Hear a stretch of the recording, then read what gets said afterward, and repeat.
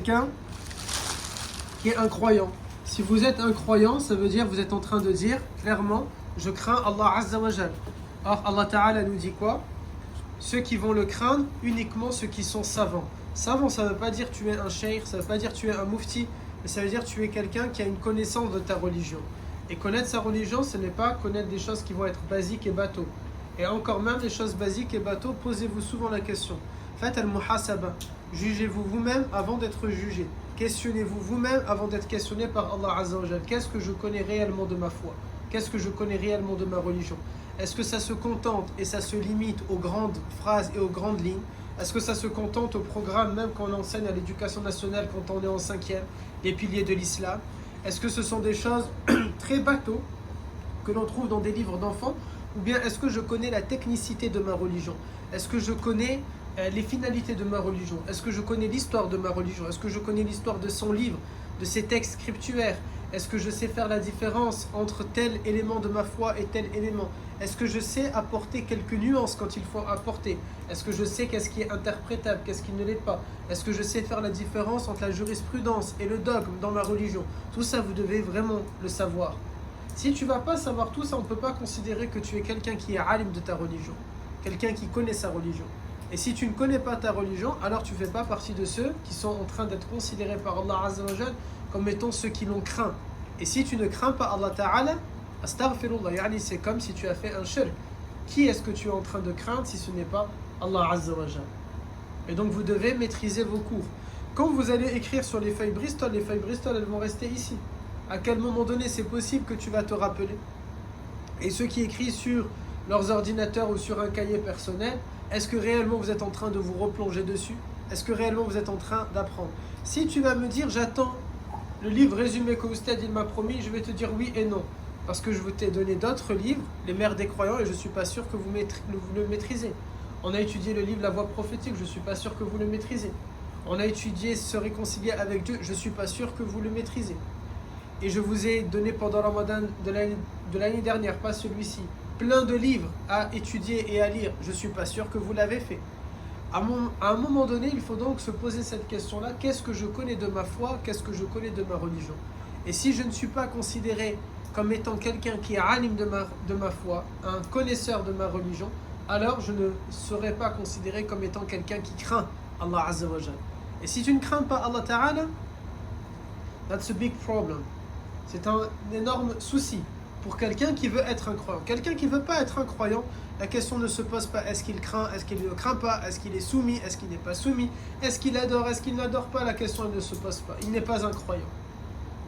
Mais si je dis je suis un croyant, si je dis je crois et je crains Allah Ta'ala, à ce moment-là, ça doit se manifester. Mais quand on va être questionné, Man huwa rabbuk, qui est ton Seigneur? C'est dans ce sens-là. Mon Seigneur, c'est Allah Azza wa Jal parce que j'ai une vraie connaissance de Allah Azza wa Jal. J'ai une vraie connaissance de ma religion. Et Allah Ta'ala nous a dit Man yuridu Allahu khayran yashrah sadrahu lil Islam. Celui que Allah Ta'ala lui veut un bien, si Allah Ta'ala te veut un khayr, si Allah Ta'ala te veut un bien dans ta vie, imaginez, Allah Ta'ala, c'est pas toi qui veux le bien, c'est Allah Ta'ala qui te veut du bien pour toi. Qu'est-ce qui se passe? Yashrah sadrahu lil Islam. Alors, sa poitrine, elle va être ouverte à l'islam. Ça ne veut pas dire que tu vas être musulman. Alhamdulillah, il y a énormément de musulmans sur terre. C'est pas ça. Mais c'est, ma poitrine, elle va être ouverte à la connaissance de ma religion, à la maîtrise de ma religion, aux subtilités et aux finalités de ma religion. Je vais comprendre c'est quoi ma religion réellement. Vous devez véritablement. Quand je regarde toutes les matières qu'on a apprises jusqu'à présent, depuis que je vous ai avec moi, nous avons fait Tahara, nous avons fait Al-Akhlaq, nous avons fait les sciences du Coran, nous avons fait les ayat muhkama, les versets prescriptifs, nous avons fait des adages juridiques, nous avons fait les sciences du Coran, nous avons fait la culture coranique, Al-Thaqafa Qur'aniya, vous avez fait la vie des prophètes avec les enseignements et les moralités, de manière à le pratiquer. Vous avez fait As-Sifat, les noms de Allah Azza wa Jal. Vous avez fait la Sira abrégée avec moi, vous avez fait Shama'il. Vous avez fait tellement de matières que je suis en train de les oublier, toutes celles qu'on a fait. Si simplement celles que je viens de citer là, tu vas les maîtriser, tu vas les connaître, c'est déjà pas mal. Vous avez appris avec moi le tafsir de quelques sourates. Surat al-Fatiha par exemple. Vous avez tiré des enseignements de quelques hadiths qu'on a pu voir. On a vu la politesse dans les du'a, comment on fait du'a. Et jusqu'à maintenant, je ne sais même pas est-ce que vous savez faire un du'a ou pas. Il y a des gens, on est à quelques jours du pèlerinage. Ils sont allés au pèlerinage. Et tu vas rester du matin au soir à Arafat. Et si tu ne sais pas faire du'a, comment tu vas faire? Comment tu vas spend your time? Sur les portables, il n'y a pas de réseau à Arafat.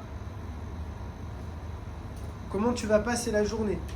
Ou lorsque vous allez être, mes garçons, lorsque tu es en prière, le matin à Fajr, à Tahajjud, ou dans une prière, lorsque tu as un besoin, est-ce que ta du'a, est-ce que vos du'a, vous devez vous poser cette question-là. Est-ce que mes du'a, elles vont ressembler à mes sourates que je lis dans les prières? Constamment, c'est Qul huwallahu ahad, ou Qul a'udhu bi rabbin nas, et ce genre de petites sourates.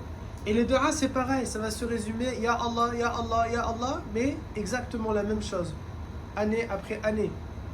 Ça, c'est un problème. Comment tu es censé faire un du'a? Je vous ai enseigné comment faire un du'a.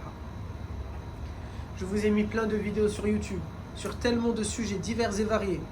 La sira du prophète sallallahu alayhi wa sallam, avec nous, on l'a fait de manière très abrégée. La sira qui est sur YouTube, elle est très résumée aussi. Et c'est déjà 53 heures. 53 heures. Et c'est sans rentrer dans les détails, de manière sans être de manière très détaillée. Mais vous devez les apprendre, ces sujets-là. Vous devez les connaître. J'avais fait à peu près, je crois, 6 heures autour du Coran, où je parle du Coran. Et j'ai fait aussi beaucoup de petites vidéos. Mais je ne suis pas sûr que vous les regardez. Vous devez maîtriser votre foi, vous devez maîtriser votre religion, mes garçons. Alors, comment vous allez faire?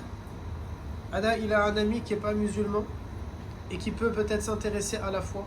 Lui, il a un ami qui n'est pas musulman qui peut peut-être s'intéresser à la foi. Et ça va venir au fur et à mesure.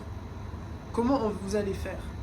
Toujours vous allez dire, il faut que je demande à Oustad, il y a des choses, non, khalas. Vous êtes censé les connaître, vous êtes censé les savoir.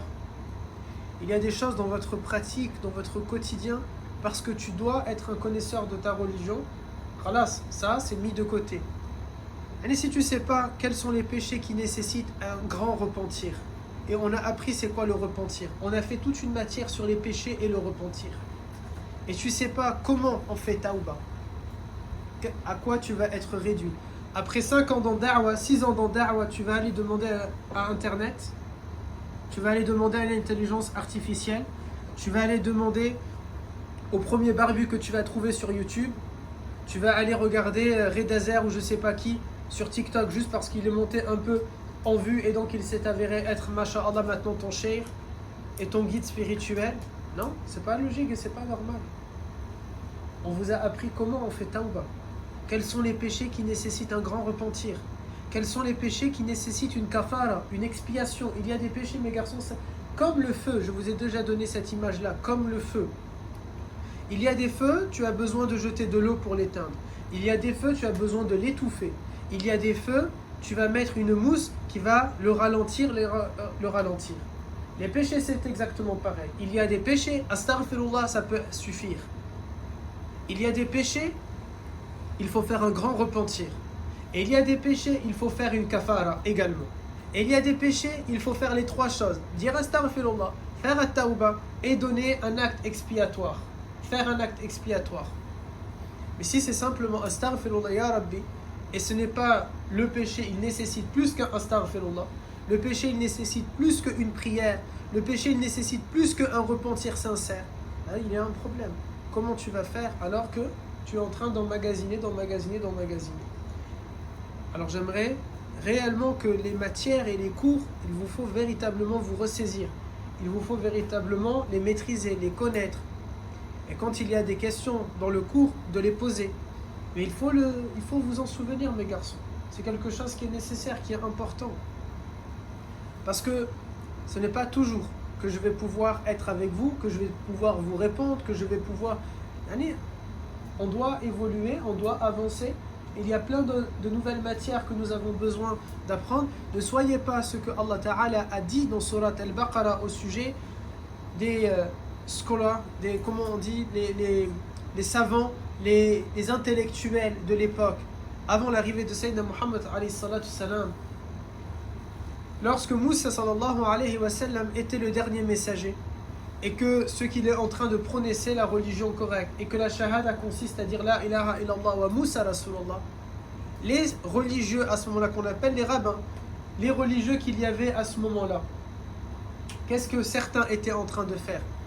Ils partent, ils prennent le savoir et juste ils l'emmagasinent, mais ils ne pratiquent pas. Allah Ta'ala a dit كَمَثَلِ الْحِمَارِ يَحْمِلُ أَسْفَرًا.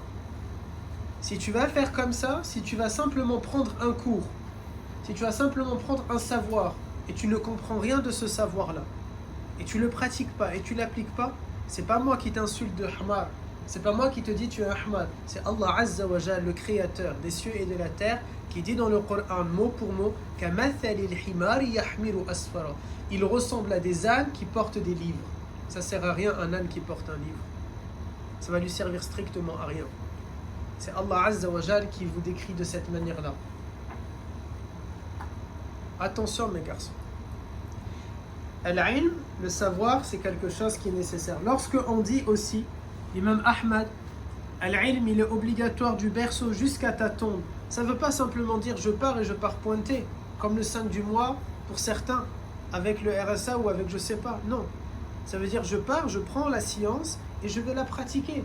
Et je vais l'appliquer dans ma vie. Regardez, quand on a fait as-sifat, les noms de Allah Azza wa Jal, qu'est-ce que j'ai commencé? En vous disant ma'rifatullah, la connaissance de Allah.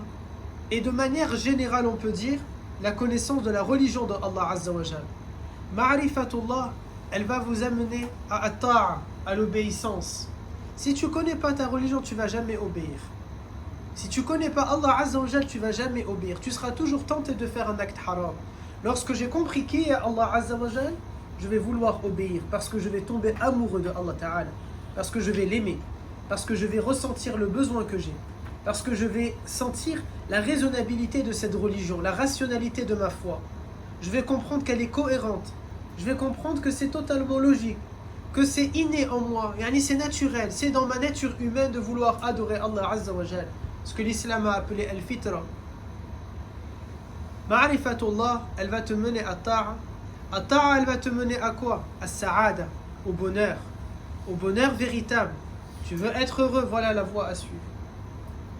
Je vous ai demandé de lire le Coran, de noter les questions que vous avez. J'ai pas eu de questions.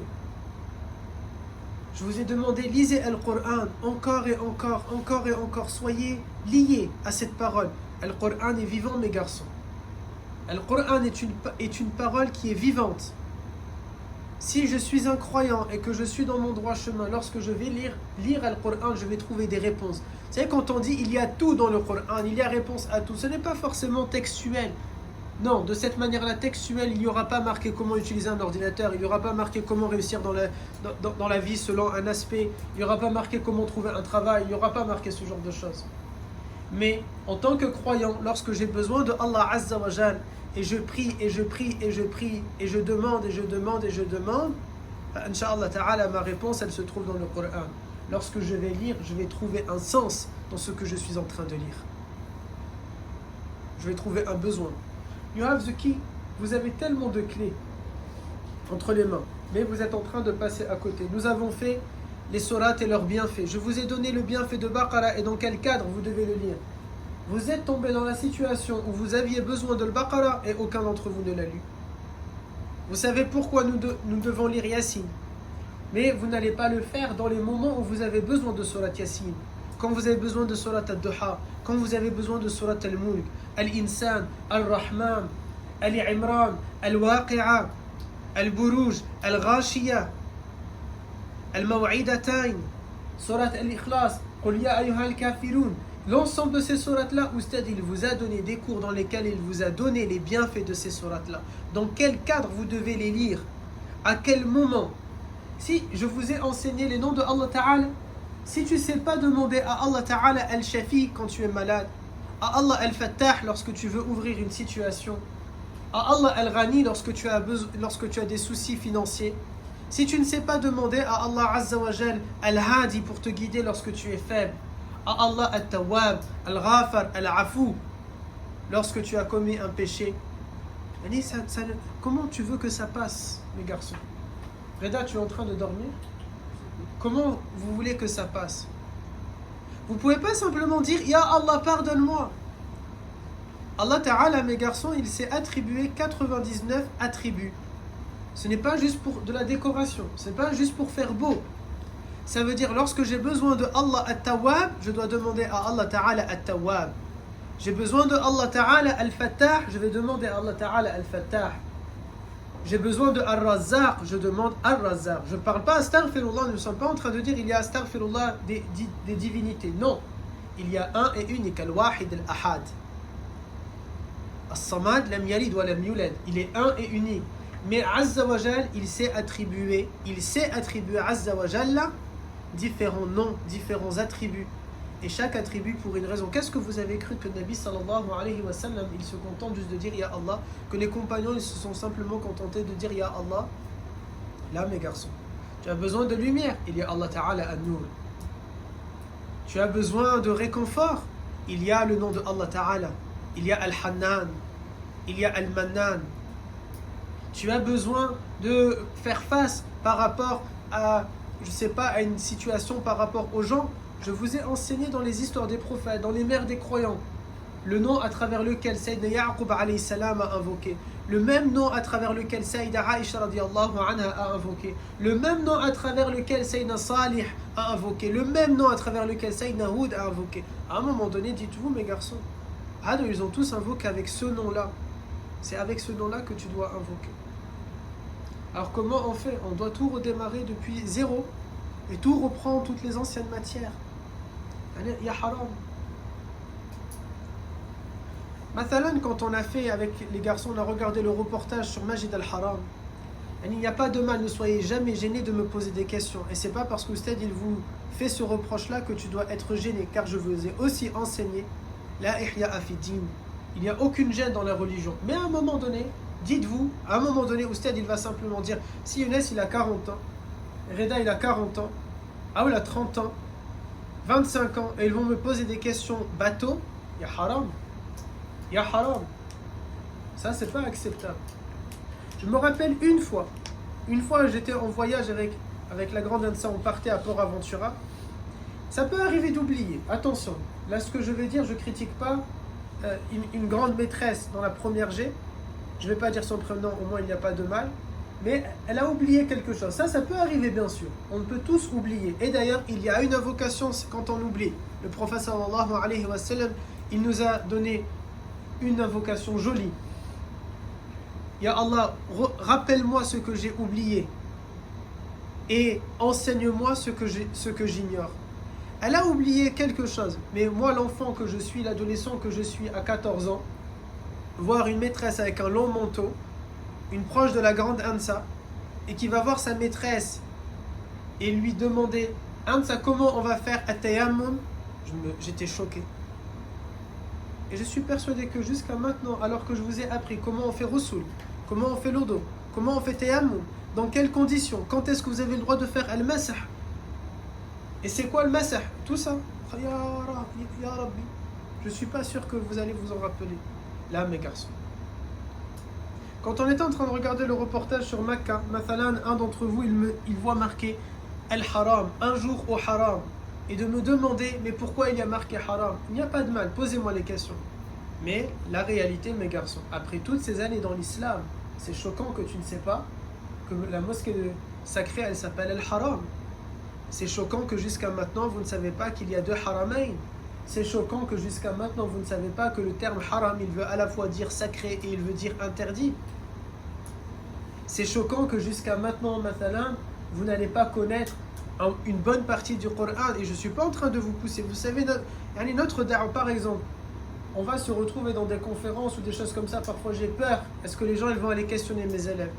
On va vous demander sur le Coran. Je peux dire, nous ne sommes pas des spécialistes du Coran. Moi, je ne suis pas un spécialiste du Coran. Je ne suis pas un spécialiste du tajwid, etc. Je peux pas me dédouaner comme ça, pas me rassurer comme ça, mais ce n'est pas mon domaine d'expertise. Quand je dis au niveau du Coran, dans sa récitation. Je ne suis pas un arabophone. Je suis comme toi, exactement comme toi.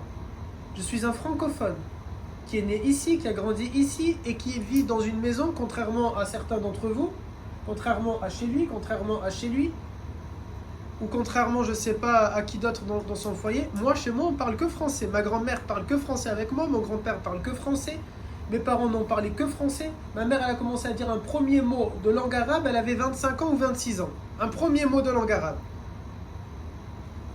Je suis francophone, encore plus que vous. Je suis allé au collège et c'est là-bas que j'ai appris l'alphabet.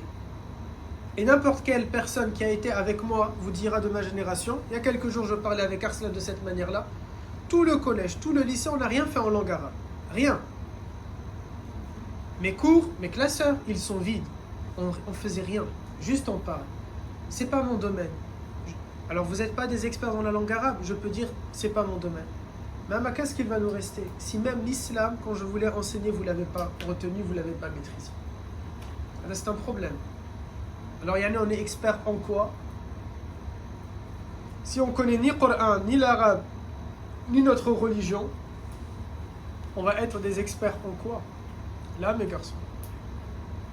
C'est pas simplement de venir dans le cours et au stade, il t'a redonné du moral, il t'a réveillé dans ton cœur. Et... Sinon, qu'est-ce qu'on va ressembler? On va ressembler aux voix soufis qui sont en train d'expliquer et de dire toute l'adoration, c'est uniquement dans le cœur. C'est qu'une question de cœur. Tu peux faire ce que tu veux, c'est ton cœur. On va devenir fou. Dans le livre que je suis en train de préparer sur la Umrah, je regarde des vlogs. Je suis tombé sur un vlog, un homme, il va partir faire la Umrah. Il dépasse le miqat, donc la zone sacrée. Là, oui, vous pouvez me dire, Oustad, qu'est-ce que le miqat? Parce que c'est vrai, on n'a pas encore fait un cours complet, technique, sur le pèlerinage, etc. Il dépasse le miqat et il est en short. Il est dans Mecca et il est en short. Ensuite, il décide d'aller faire la Umrah et il ne met pas l'habit d'ihram. Il est habillé d'une autre manière. Et Ada, il t'explique, moi je viens d'une voie soufie dans laquelle en fait c'est tout ce qui est matériel comme ça, on ne le compte pas, c'est une connexion. Vous voyez, après il va devenir sous, sans boire de l'alcool. Il est dans un délire. Mais si vous n'allez pas maîtriser votre religion, on va nous accuser de ça alors. On va dire, mais ces gens-là, ils ne connaissent rien.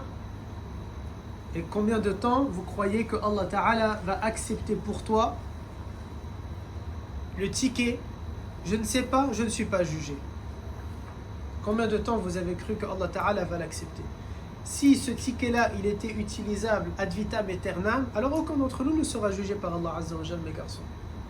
Aucun de nous ne va aller chercher la science. Aucun de nous ne va apprendre. Nul n'est censé ignorer la loi. Vous devez maîtriser votre religion. Vous devez connaître votre religion.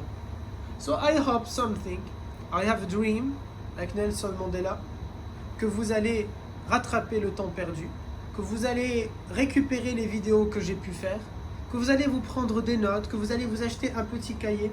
J'ai fait tout un cours, 40 minutes je crois, ou là 1 heure dessus, tous à l'école. Vous devez apprendre, dans lequel j'ai dit, chacun normalement devrait avoir plusieurs Qur'an. Un Qur'an dans lequel il va mettre des post-it, comme il y a le code civil, vous avez un Qur'an à la maison et vous avez mis des post-it dedans. Des post-it rouges pour tout ce qui concerne le fer, des post-it verts, tout ce qui concerne sira, des post-it, etc. C'est pas suffisant, tu te prends un deuxième Qur'an. Ah ben sinon vous allez ressembler à quoi? Aux gens, ils ont 4, 5, 6 Qur'an à la maison, mais c'est une décoration. C'est le nouveau concept. Un à droite de la télé, un à gauche de la télé, un il est sur le mur, un il est ici, un... Non, tu vas avoir plusieurs Qur'an. C'est parce que tu es en train de prendre... Allez vous regarder dans ma bibliothèque le nombre de Qur'an utilisés avec des post-it à l'intérieur. C'est comme ça. Le Qur'an est vivant, mes garçons. Dans ton bureau ou dans ta bibliothèque, tu dois avoir ça. J'ai fait cours avec Oustad. Il m'a appris la matière, les sciences du hadith. Il m'a cité plein de versets. Je vais mettre un Qur'an dans lequel je vais mettre une feuille Bristol avec une légende. Post-it vert, ça concerne le hadith. Un jour, je cherche quelque chose. Je ne vais pas aller chercher sur Internet dans un site au hasard. Non. Khalas, mon maître, il m'a appris. Je vais prendre. Je vais ouvrir mon mushaf. Regardez. Hop, je vais trouver quelque chose. Ok, là, non, il n'y a pas. Là, il n'y a pas. Là, il n'y a pas. Je vais aller chercher dans mon Word. je vais taper dans la barre de recherche. Allah barik avec maintenant toutes les nouvelles technologies que vous avez. Vous pouvez avoir vos cours super bien classés, super bien faits. Je sais même pas, il doit y avoir des concepts, vous mettez tout votre cours, il doit vous le classer d'une certaine manière. Tu cherches sur un sujet, tu vas taper dans ta barre de recherche et ça va te sortir l'ensemble des cours que Oustad a pu te donner. Et j'ai pas trouvé de réponse. Là, je peux demander à mon enseignant. Maintenant, vous ne pouvez pas vous permettre de faire ça. Parce que ce n'est pas de cette façon-là que vous avez fait et que vous avez agi. Je vous ai enseigné quelques règles d'héritage à un moment donné. Je vous ai appris la zakat. Et jusqu'à maintenant, je ne suis pas sûr que vous êtes en train de la payer pour ceux qui vont être assujettis à la zakat. Imaginez, alors que c'est l'un des grands piliers de l'islam. Là, mes garçons, vous ne pouvez pas continuer de cette façon-là. Vous devez véritablement être des personnes qui, à partir de maintenant, Allah yarda alaykum, Ustad, il m'enseigne quelque chose, je le note avec sérieux, je le retiens, je l'apprends, je le pratique. C'est de cette façon-là. Ou est-ce que, si même par amour pour ton enseignant, par amour pour cette jama'a, par amour pour cette da'wa, et par sens de la responsabilité du fait que tu as compris que faire da'wa est une obligation, le jour où je te prends toi et je te mets dans un centre pour enseigner, qu'est-ce que tu vas faire? Tu vas lire bêtement ce qu'il y a marqué et tu vas couper ta réflexion et ta raison. Après, on va nous accuser d'être une secte. Ensuite, on va dire, ils ont un esprit fermé. Alors qu'Oustad, il vous a appelé à la réflexion. Combien de fois j'ai insisté, méditez, méditez, méditez. Si vous avez écouté les 53 heures de sira que j'ai fait, il n'y a pas un seul épisode dans lequel je ne suis pas en train de dire, vous devez méditer, vous devez tirer des enseignements. Et ce n'est pas un cours bateau où on est en train de raconter, oh ça c'est Ashura, oh ça c'est ça, oh non. Ce sont des moments où je suis en train de dire, voilà, il s'est passé tel événement, comment maintenant toi tu peux le faire dans ta vie, dans ta pratique au quotidien. Parce que je vis en 2023, 2024, c'est ça, c'est ici que ça m'intéresse. C'est pas à l'époque. Moi ça ne m'apporte rien du tout de savoir que Bilal ibn Rabah, il est monté sur la Kaaba et il a fait le adhan. Ou il est monté... Qu'est-ce que ça va changer à ma vie? Rien. Mais il y a un enseignement à tirer de ça. Cet enseignement-là, il m'est utile pour moi dans mon quotidien. L'enseignement, lorsque Bilal est choisi par le prophète, alors même que c'est Omar ibn al-Khattab et un autre qui ont fait le rêve du adhan, qui viennent voir Nabi alayhi salam, Ya Rasulallah, voilà j'ai fait un rêve, voilà j'ai une idée, et si on faisait de cette manière-là? Et le prophète il va dire ok, et il va prendre Bilal, et il va dire Bilal c'est toi qui montes. Ça ne change rien de savoir ça. Par contre il y a un enseignement, celui que tu peux avoir une idée, mais c'est pas pour ça que dans ta voie spirituelle on va te choisir toi pour accomplir cette chose-là. Ça apprend d'être remis à sa place, ça apprend le fait que chacun il a un rôle. Lorsque j'apprends l'histoire que le prophète alayhi salatu salam, il est monté, et bi'idnillah, si un jour on va aller ensemble sur ces lieux-là, il est monté sur le mont Uhud et qu'il y a des archers, les gens quand ils vont aller là-bas, regardez quelques, Oustad pour la première fois, voilà, il va vous dire, regardez quelques vlogs, regardez quelques vidéos, certains c'est très très bateau, l'histoire que tout le monde peut connaître. Oh ils sont montés, on leur a dit il faut surtout pas descendre. Et après ils sont descendus, Khalid est passé par là, ça jeté par-ci, par... Voilà. Oui, ça c'est bien, ok, à savoir pour le côté historique. Mais il y a un enseignement à savoir, c'est lequel? L'enseignement ici, c'est que tu dois, et c'est comme ça qu'Oustad il va vous l'apprendre si un jour on va être sur cette montagne-là ensemble. Quand tu vas monter, tu vas mettre un pied sur cette montagne-là, tremble. Tremble et peur. Parce que cette montagne-là, elle a connu des hommes qui ont désobéi au prophète, mais qui, alhamdulillah pour eux, ont obtenu le pardon de Allah Azza wa Jal. Mais il y a d'autres hommes qui montent sur cette montagne-là et qui la visitent tous les jours, même au moment où je suis en train de parler. Et eux aussi, ils sont en train de désobéir, non pas qu'à Muhammad alayhi salam, mais à Allah Azza wa Jal. Et ils sont là, ils ne tremblent pas, ils n'ont pas du tout peur. Cette montagne a tremblé. Cette montagne, elle a connu des hommes qui ont désobéi à Nabi alayhi salam. Elle a provoqué, ça a provoqué la révélation de versets où Allah Azza wa Jal n'était pas content de eux. Mais alhamdulillah pour eux, ils ont obtenu le pardon divin et le pardon de leur bien-aimé, le pardon de leur prophète. le, le pardon de leurs compagnons. Le Nabi sallallahu alayhi wa sallam, il s'est considéré comme étant leur... Nous on dit les compagnons du prophète, mais lui il se considère comme étant leurs compagnons. Elle a porté, c'est ça les enseignements que vous devez être en train de voir. Et si tu vas être familiarisé avec ton oustad et tu es en train d'apprendre de cette manière-là, de comprendre ces choses-là, de les retenir, de te faire des maximes, de te faire des notes et de les reprendre, normalement ta vie elle va être différente. Et s'il n'y a pas de na à faire ici, s'il n'y a pas de bienfait de ça, Allah, moi le premier, je vais te dire, c'est mieux que tu vas aller chercher quelqu'un d'autre qui va mieux t'enseigner que moi, parce que j'ai pas réussi à réveiller quelque chose en toi, j'ai pas réussi à créer quelque chose en toi. Ou alors, il faut se poser la question si le problème, il ne vient pas de toi. But, un tel quand, jusqu'à quand vous allez être de cette manière-là? Jusqu'à quand, mes garçons, vous allez être de cette manière-là? Cette semaine, il y a un garçon, il m'a demandé comment je dois faire Rasoul. Allah, Ya Rabbi. Même Rasoul, comment c'est possible? Ça veut dire quoi? Si je suis dans un avion pendant 9 heures et que je ne peux pas répondre à comment tu fais Rasoul, pendant 9 heures tu restes en état d'impureté. Pendant 9 heures tu ne peux pas dire Allah, tu ne peux pas dire Hamdulillah. Pendant 9 heures tu n'as pas le droit de toucher un Coran. Pendant 9 heures tu ne peux pas prier. Pendant 9 heures tu ne peux pas faire ad-du'a. Pendant 9 heures tu ne peux pas... Les anges ils ne sont pas contents de toi. Ça va être problématique. Là mes garçons. Non mes garçons. Si je vais demander à certains d'entre vous combien de sourates, je ne suis pas sûr que tout le monde sait. Combien de versets, je ne suis pas sûr que tout le monde sait. La différence entre le Mecquois et le Médinois, je ne suis pas sûr que tout le monde sait. Quels sont les grands thèmes du Coran? Quelques thèmes, il n'y a pas 50 thèmes. Là, ça se compte dans les doigts d'une main. Vous n'allez pas savoir. Si je vais vous demander quelles sont les finalités de notre religion, vous n'allez pas savoir. Quelles sont les 8 grandes valeurs de la charia, vous n'allez pas savoir.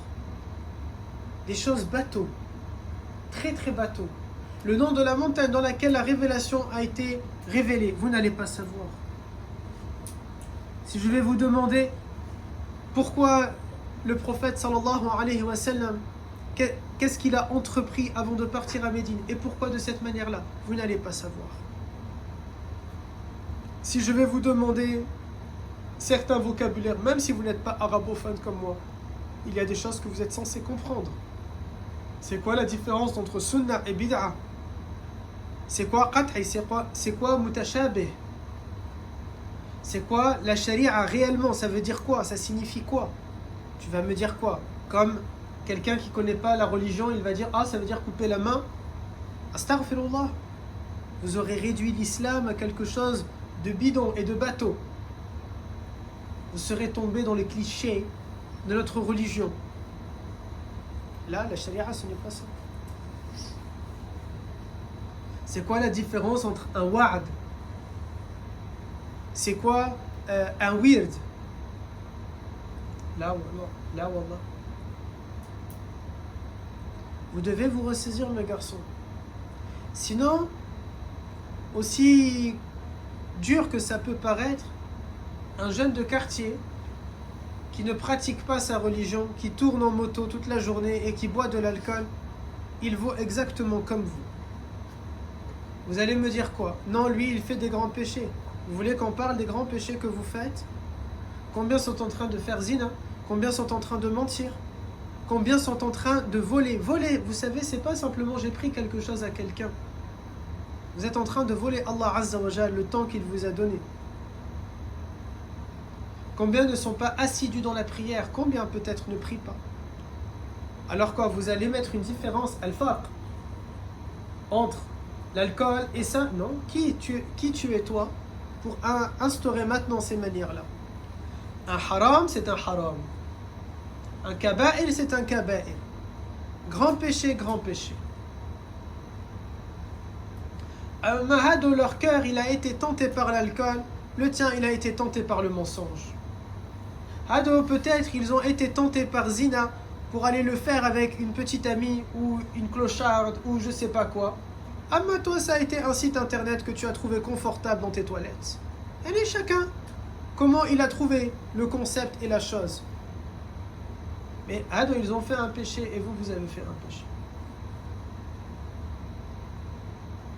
Même eux, ils font la prière parfois. Même eux, ils ont la crainte de Allah Ta'ala parfois. Même eux, ils ont parfois, ils savent, non, ça, astaghfirullah, ça, non, quand même. Même eux, ils ont quelques frontières, quelques limites qu'ils ne veulent pas dépasser. Comme toi, tu en as quelques-unes, c'est peut-être pas les mêmes. C'est peut-être pas les mêmes. Mais, in fine, à la fin, vous êtes comparables. Alors que vous avez une main qui vous a été tendue. Vous êtes assis. Alhamdulillah, vous avez trouvé des frères. Et on a cassé les barrières dans les générations futures. 3e G, on essaye de faire pareil au fur et à mesure. Mais dans les générations, nous avons cassé les barrières. Là où lui était l'ami que de certains, on a cassé ça de manière à ce qu'ils se retrouvent amis. Là où lui n'avait pas le même âge que les autres, on a fait en sorte qu'ils vont se retrouver comme des frères. Et on a créé un lien désormais qui fait que, alhamdulillah, si Hada il a un problème, tout le monde va être à la hauteur, tout le monde va être là, tout le monde va l'accompagner, etc. Et vous êtes dans un cadre qui est propice pour connaître ta religion et pour avancer. Vous êtes normalement, vous, les plus à même de connaître votre religion, mes garçons. On n'est pas que nous. Alhamdulillah, toute da'wa, toute jama'a, toute tariqa, toute voie spirituelle, elle réalise cet objectif-là. Nous voulons toutes et tous refaire vivre la sunna de notre prophète, sallallahu alayhi wa sallam, le compagnonnage, as-suhba, le compagnonnage, de manière à atteindre al-ukhuwa, de manière à atteindre al-mahabba, de manière à se retrouver. Mes garçons, il vous faut vous réveiller. On parlait tout à l'heure, on disait, il y a un incendie ici, il y a une chaleur ici, le monde il est en train d'évoluer, et vous, à quel endroit vous vous situez et à quel moment vous vous situez.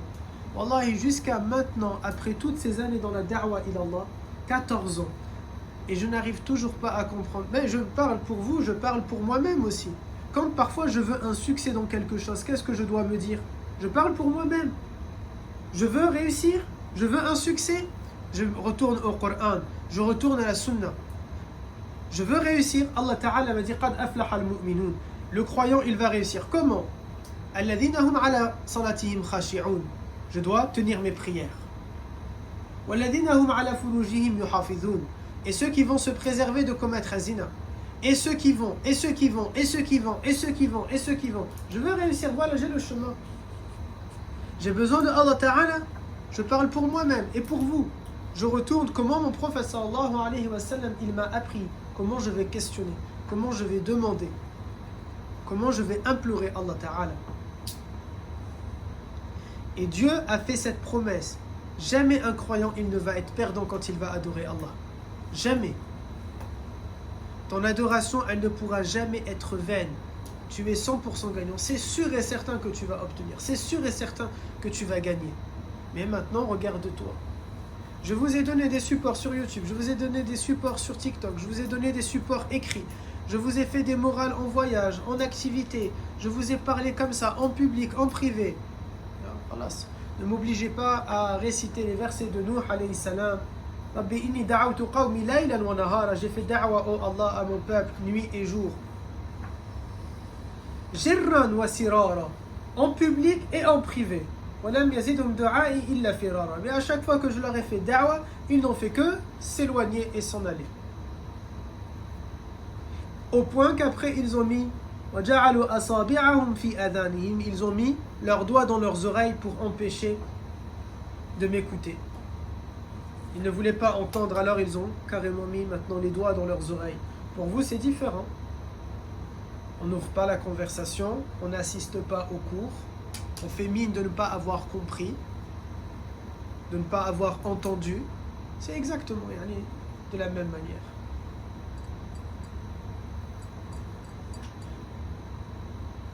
Si tu ne sais pas ta religion, si tu ne comprends pas ta religion, tu vas ressembler à ceux que notre religion est en train de montrer du doigt, ceux qui sont al-munafiqun par exemple, Abdullah ibn Ubay ibn Saloul. Cet homme, il a commis des choses, il a fait des choses que tu n'arriveras même pas à atteindre. À sa cheville, tu ne vas pas réussir. Mais lui, c'est un hypocrite, donc rien n'est accepté. Mais oubliez l'hypocrisie, regardez les actions, les actes. Le simple fait de voir Muhammad sallallahu alayhi wa sallam verser une larme, il va pleurer. Il va tout laisser de côté pour passer du temps avec le bien-aimé. Mais il est un munafiq. Puisqu'il est un munafiq, Allah Ta'ala a déclaré إِذَا جَاءَكَ الْمُنَافِقُونَ وَقَالُوا نَشْهَدُ أَنَّكَ لَرَسُولُ اللَّهِ. Lorsque va te venir les hypocrites et qu'ils vont dire nous jurons que tu es le messager de Dieu. Allahu ya'lamu annaka rasul. Dieu atteste qu'il sait que tu es son messager. On n'a pas besoin de leur témoignage. On n'a pas besoin de leurs paroles. Dieu lui-même a attesté tu es le messager de Dieu. On n'a pas besoin de savoir. Wallahu yashhadu annahum Dieu va attester qu'ils sont des munafiq, qu'ils sont des hypocrites. Donc ne soyez pas en train de te dire non mais moi ça va, alhamdulillah, je fais mes prières. Ibn Saloul a fait pas que les 5 prières comme toi. Ibn Saloul il se lève le matin, il part faire tahajjud. Ibn Saloul il va faire shafa'a witr. Ibn Saloul il va faire duha. Il va faire awabin. Il va faire rawatib. Donc quand on cumule tout ça, on atteint à peu près les 100 rak'a dans la journée. Vous en êtes loin avec vos 17 rak'a si vous les faites. Mais il est un hypocrite. Ne vous dites pas, moi, Inch'Allah Ta'ala, j'ai l'intention de faire mon pèlerinage. Qu'est-ce que vous avez cru? Utba, ou encore Abu Jahal, ou encore Abu Lahab, ils ont eux aussi tourné autour de la Kaaba. Eux aussi, ils ont dit Labbaik Allah. Eux aussi, ils ont fait Safa et Marwa. Eux aussi, ils ont fait ces actions-là. Shaitan, il a fait plus de dhikr que vous tous rassemblés pendant toute votre vie. Et il a tourné autour de la Kaaba des cieux, pas que celle qui est sur terre. Mais il est Shaitan.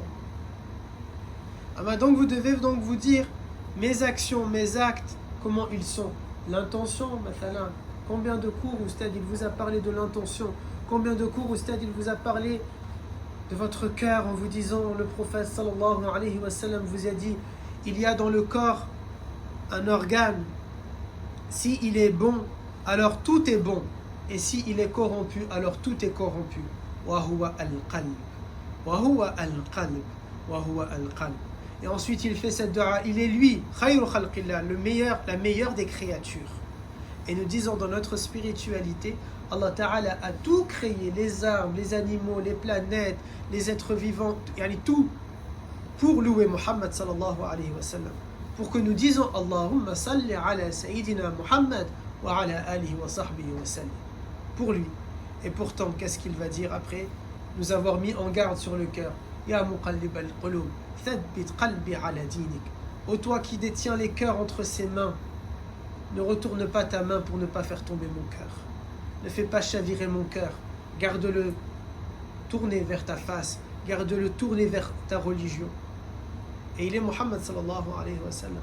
Mes garçons, lorsque il sallallahu alayhi wa sallam, il est en train de dire aux compagnons, chacun d'entre nous devrait dire pardon à Allah Ta'ala. Et je suis celui d'entre vous qui le dit 100 fois, il dit. C'est un homme qui est ma'soum, qui est infaillible. Et il parle à des hommes et des femmes qui sont toutes et tous, sans aucune exception, même ceux qui n'ont jamais osé parler, même ceux qui n'ont jamais osé le regarder, même ceux qui n'ont jamais prié à ses côtés. Il parle à des hommes et des femmes qui sont tous promis au paradis, qui sont les meilleurs hommes que la terre ait comptés. Et pourtant il leur dit, vous devriez le faire parce que moi je le dis 100 fois. Combien toi et moi alors on doit le faire? Combien toi et moi on doit dire pardon à Allah Ta'ala? Tous ces cours-là, Oustad, il te les a donnés. Tous ces cours-là, Oustad, il te les a passés. Et la réforme, et la réforme, et la réforme. Combien de fois, Oustad, il t'a parlé de réformisme? À quoi ça sert de lire l'histoire de Hassan al-Banna, rahimahullah, que nous avons vu? L'histoire de Zaynab al-Ghazali, rahimahullah, que nous avons vu? L'histoire des imams, Ash-Shafi'i, Ahmad, Malik, Abu Hanifa, que nous avons vu? À quoi ça sert d'avoir étudié les écoles juridiques? À quoi ça sert d'avoir étudié comment Abu Hanifa il partage sa nuit et sa journée et ses activités? À l'époque où on était à Celle-Neuve, encore en bas. À quoi ça sert tous ces moments-là si ce n'est pas pour que tu les appliques et que tu les pratiques dans ta vie? À quoi ça sert de savoir dans les mers des croyants que le prophète sallallahu alayhi wa sallam, il récite cela avant de dormir, il fait cela au moment du réveil, si c'est pas pour le faire. Ou alors vous allez ressembler à quoi? Aux petits salafistes que l'on voit aujourd'hui. Votre religion, elle va s'arrêter à un petit bout de bâton que tu grattes entre tes dents, à un qamis à 2 balles acheté au marché de la paillade, en synthétique et en élastane au point que tu pues la transpiration quand tu le portes, et tu vas prendre une règle pour mesurer à quel étage, à quel niveau de ton tibia il est. Ama cette religion, elle va s'arrêter au fait de manger avec tes 3 doigts parce que tu te trouves ultra swag de pouvoir le faire. Tu as l'impression de manger des sushis ou je sais pas quoi. Est-ce que cette religion, elle va se contenter, elle va se limiter à quelques rak'a, à quelques prières, à quelques pétards le jour de l'Aïd, à quelque chose qui sont bateaux, à quelques éléments? Est-ce que ça va se limiter uniquement à Tarawih pendant Ramadan et au Jalsa pendant Ramadan? Ah mais à ce moment-là, mes garçons, vous ressemblez à d'autres religions, je ne vais pas les critiquer et parler de eux, mais qui rencontrent Dieu qu'une fois par semaine. Là, c'est pas de cette manière-là. L'islam, mes garçons, ce n'est pas qu'une religion, c'est un mode de vie qui t'enseigne comment tu manges, comment tu dors, mais aussi qui t'enseigne comment tu penses, comment tu réfléchis, comment tu dois travailler, qui t'enseigne qu'est-ce qui est correct, qu'est-ce qui n'est pas correct, qui te donne des limites, qui te pousse à explorer tout. Lui dans l'informatique, lui dans la monnaie, lui dans l'immobilier, lui dans autre chose, qui va te pousser, qui va te dire allez, wake up, vas-y, fais, ne perds pas de temps, ne reste pas à rien faire, explore tout, deviens riche, mais sois propre, sois intelligent, comprends les choses, raisonne correctement, sois fidèle à ta religion, respecte les lois de la République dans laquelle tu évolues, participe au développement économique de cette planète, comprends ta religion. Allah Ta'ala, mes garçons, il dit dans le Coran, Dieu cite en exemple même une mouche, mais il n'y a que les doués d'intelligence qui vont comprendre. Si tu n'as pas compris lorsque Allah Ta'ala, et la prochaine matière que l'on va faire justement, on va étudier les paraboles dans le Coran, Al-Amthal, tous les exemples que Allah Ta'ala cite. Si tu n'as pas compris, lis le Coran, et dis-toi alors, si tu n'as pas compris des exemples que Allah Ta'ala, moi combien ces versets ils m'avaient fait peur les premières fois que je l'avais lu. La première fois que je suis tombé dessus, Wallah, je ne l'ai pas compris. J'ai lu encore, j'arrive pas à comprendre. Et je commence à paniquer. Pourquoi? Parce que le verset est clair. Celui que Allah Ta'ala ne va, on peut le traduire de cette manière-là. Si Allah Ta'ala ne me veut pas un bien, alors je ne vais pas comprendre sa parabole. Je ne vais pas comprendre l'exemple qu'il est en train de me citer. Combien tu flippes à ce moment-là, parce que tu comprends que Allah Ta'ala n'est pas avec toi ici.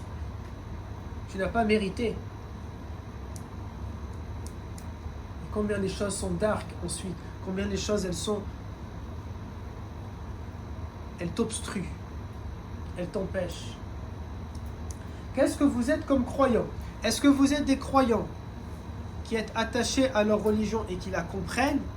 Ou est-ce que vous êtes des sympathisants de l'islam? Est-ce que tu es un militant ou un sympathisant? C'est quoi la différence? Le militant, c'est quelqu'un qui est actif. Il est là, il est au rendez-vous, il fait les choses. Le sympathisant, il apprécie le mouvement, il aime trop le mouvement, il peut mettre de l'argent dans le mouvement, etc. Mais ça s'arrête là. Il ne faut pas trop lui en demander. Il sera au rendez-vous parfois. S'il peut, si l'agenda le permet. Là, ce n'est pas de cette manière-là que vous devez être. L'islam n'a pas besoin de sympathisants. Nous n'avons pas besoin, alhamdulillah. On n'a même pas besoin dans l'islam de militants. Allah Ta'ala, il se suffit à lui-même. Allah Ta'ala se suffit à lui-même. Est-ce que toi, tu veux être dans cette team-là ou tu ne veux pas être dans cette team-là? Je suis de ceux qui disent encore et encore, moi, ça m'arrangerait, je n'ai pas le droit de le faire, mais ça m'arrangerait que les gens disent clairement, je ne suis pas un musulman. Alhamdulillah, au moins, on nous laisse tranquille et on peut éliminer une bonne partie. Quand je dis éliminer, c'est-à-dire écarter de notre religion un grand nombre de personnes et on se dédouane. Ils peuvent faire ce qu'ils veulent, nous ne sommes pas responsables de eux. Je ne suis pas responsable des hindous, je ne suis pas responsable de ceci ou de cela. Mais si toi tu es en train de dire je suis un croyant, il te faut être à la hauteur alors. Si tu dis je suis un croyant, il te faut alors à ce moment-là être à la hauteur. Ta salat, ta compréhension de la religion, tes actes surérogatoires, ton attachement. Et parfois, certains, ils peuvent se dire, je sais pas, j'ai un blocage. Mais parce que ton cœur est corrompu, mon grand. Combien d'années je t'ai parlé de ton nafs et tu as rien fait face à ce nafs-là? Combien d'années, Oustad, il t'a parlé d'un cœur avec la jalousie mauvaise et tu n'as pas voulu réformer ça? Tu t'es pas remis en question. Tu t'es pas posé les bonnes questions. Pour toi, c'est pas toi le responsable. C'est toujours les autres, c'est toujours autre. Combien certains sont faibles face à leur tentation, face à leur esprit. Dès qu'il y a un peu de difficulté, hop, vous fuyez. On dirait des rats. Ils mangent, ils profitent, mais ils entendent un petit bruit, hop, il faut partir. Ou un cafard qui peut profiter autant. Oui, wallah, et je le dis. Certains sont devenus comme des rats et comme des cafards. Quand la lumière elle est éteinte, quand on ne vous casse pas la tête, alors vous êtes en train de savourer votre plat à profusion. Mais quand la lumière elle va être un peu sur vous, qu'on va regarder qu'est-ce que tu es en train de faire, il faut vite partir. S'enfuir, s'échapper, abandonner. Je veux partir, je veux plus. Vous êtes dur avec moi, vous n'êtes pas ceci avec moi. Ya subhanallah mes garçons. Qu'est-ce que tu as cru? Qu'on va venir et on va faire un cours de thérapie tous ensemble, on va s'allonger un tour chacun sur le canapé, les autres, on va parler, on va faire les alcooliques anonymes, l'islam anonyme. Bonjour Nour, bonjour, je m'appelle Nour, etc. Qu'est-ce que vous avez pensé? L'islam, ce n'est pas de cette manière-là. L'islam, c'est un bulldozer. C'est du marteau-piqueur qui rentre et qui va détruire cet ego que tu as à l'intérieur de toi-même. Ce nefs. Vous êtes tous allés en terminale ou vous allez tous aller en terminale? Quand vous allez faire votre cours de philosophie, on vous parle d'un moi, d'un surmoi, de l'ego. Et eux, ils ne sont pas croyants, ils ne sont pas musulmans, et ils vous apprennent à faire attention à votre ego. Ils vous apprennent à faire attention à votre surmoi. Ils vous apprennent à faire attention à cette petite voix qui est à l'intérieur. Ils ne sont même pas des croyantes et des croyants. Et l'islam te l'a dit.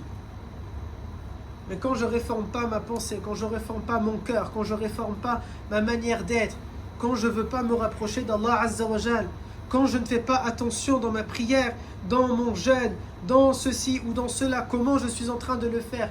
Quand un cours comme ça de Oustad, il est en train de me remonter le moral, et une fois que je vais rentrer à la maison, oh parce qu'il fait chaud, non c'est bon, Inch'Allah, demain je vais faire. Et tu es quoi? Tu es pathétique.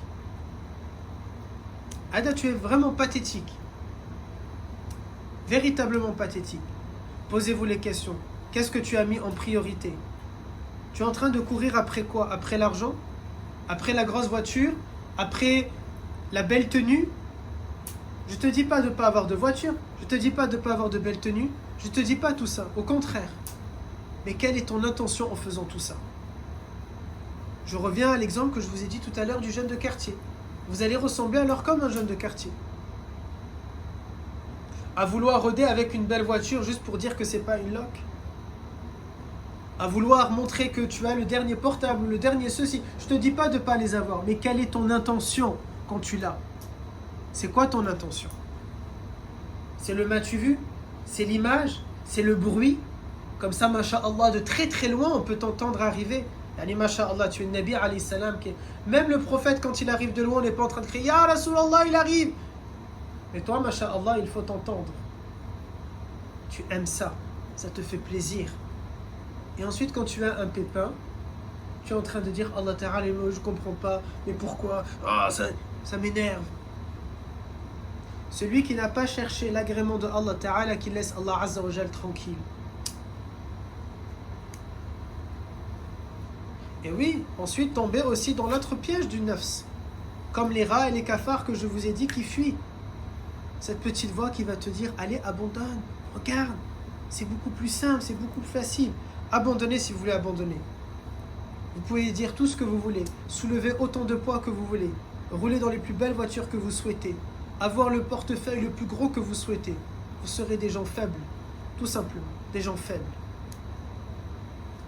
Et tôt ou tard, et vous le savez vous-même parce que vous l'avez expérimenté, tôt ou tard, malgré tout ça, tu vas te retrouver dans une situation où tu vas le regretter. Et tu vas te dire, j'ai foiré beaucoup. Comment je fais maintenant? je suis fauché, je suis ruiné. Wallah. À titre personnel, et là c'est le croyant qui parle, je rêve que ça arrive. Parce que peut-être c'est le moyen d'avoir un électrochoc et de se réveiller, je sais pas. I don't know. Les garçons, cette religion, c'est une religion qui est là pour être pratiquée. Qassaman billah, uqsimu billahi al-ali al-azim. Si oubliez les 2 milliards de musulmans. Si toi, Madir, en face de moi, il prend le code de l'islam de A à Z, ce que son maître lui a enseigné pendant des années et que malheureusement il a oublié, et il n'a qu'à maintenant faire dua pour qu'au stade il finisse rapidement les livres pour retracer tout ce que j'ai enseigné, et qu'il est en train de pratiquer ce que le Coran lui enseigne, ce que les hadiths lui enseignent, ce que nos savants nous ont enseigné, et des savants très clairvoyants. Attention, vous avez cru, ils sont comme vous. Shafi'i, il parle, il est polyglotte. Des choses que tu peux avoir le diplôme que tu veux, tu n'atteindras jamais leur capacité. Même les savants d'aujourd'hui, même les savants de maintenant, ils ont un cerveau qui est incroyable. Incroyable. Mais les gens, ils préfèrent regarder Redazer. Ils préfèrent regarder Yanis qui est un dépressif sur Snap et qui vous répond à des questions religieuses sur comment t'en sortir dans la vie, alors que lui, tous les 2 jours, il va te mettre un Snap. C'est très urgent de trouver un travail, s'il vous plaît, mes sœurs et mes frères. Bientôt, ils vont écouter Haj Nasdas, je ne sais pas encore qui.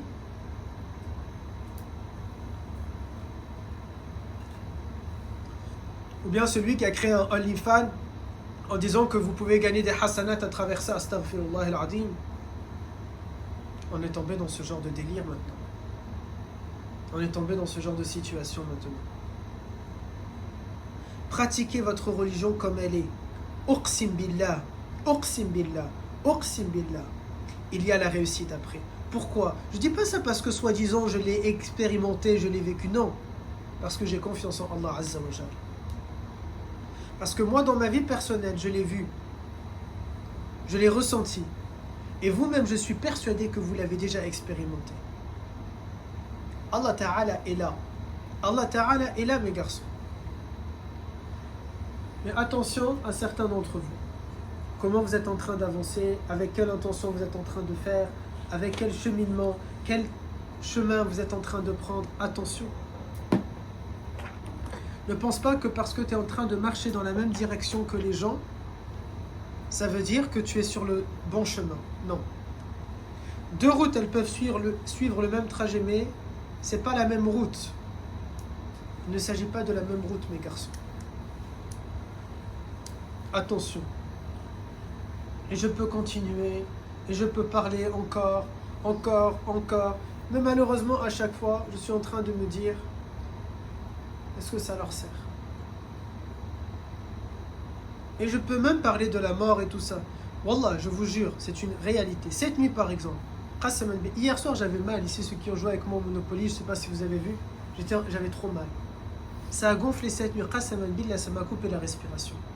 Je me suis levé, j'étais en train de sauter. Comme ça, pour savoir qu'est-ce que je dois faire. Jusqu'à... Je reprends. J'ai pensé que j'allais mourir à cet instant. Wallah, j'ai pensé à cet instant-là, j'allais mourir. Et la question que je suis en train de me dire pendant que je saute et que j'essaie de trouver une solution, qu'est-ce que je vais devenir?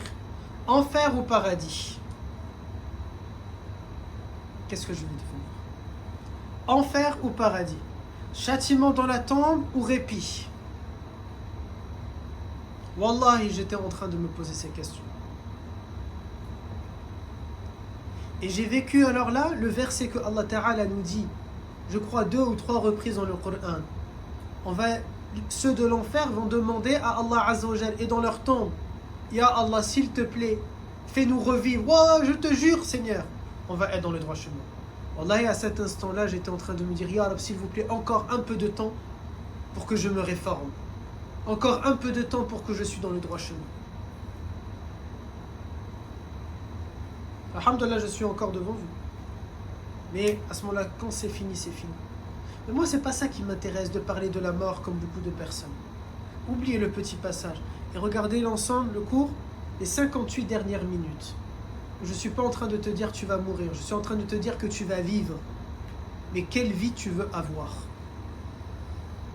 C'est ça la question que tu dois te